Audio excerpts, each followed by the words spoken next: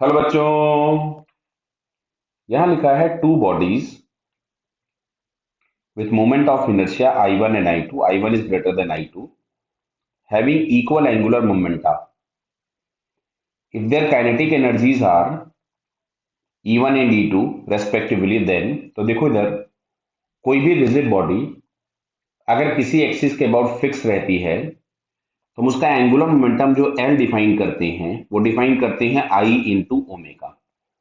अब यहाँ पे इन्होंने दिया हुआ है कि हैविंग इक्वल एंगुलर मोमेंटम, मतलब L1 is equals to L2, मतलब I1 omega 1 is equals to यहां से आपको मिलेगा I2 ओमेगा 2। क्लियर है क्या बेटा?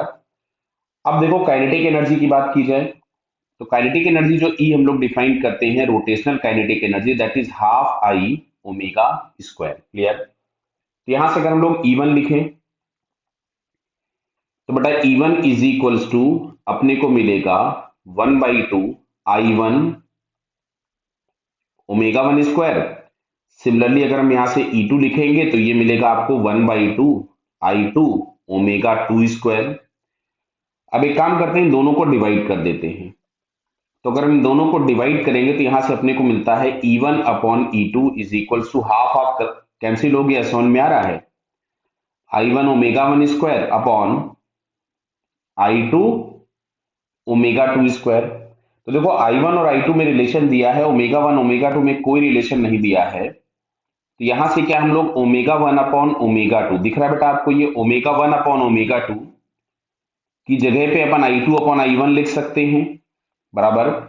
अब इस वैल्यू को हम लोग यहाँ पे पुट कर देते हैं तो I1 अपॉन I2 तो यहाँ पे था ही, और ओमेगा 1 अपॉन ओमेगा 2 की जगह पे हो गया I2 अपॉन I1 का होल स्क्वायर। क्लियर बताइए, बराबर। तो अब देखो यहां से हम लोगों के पास से मिलेगा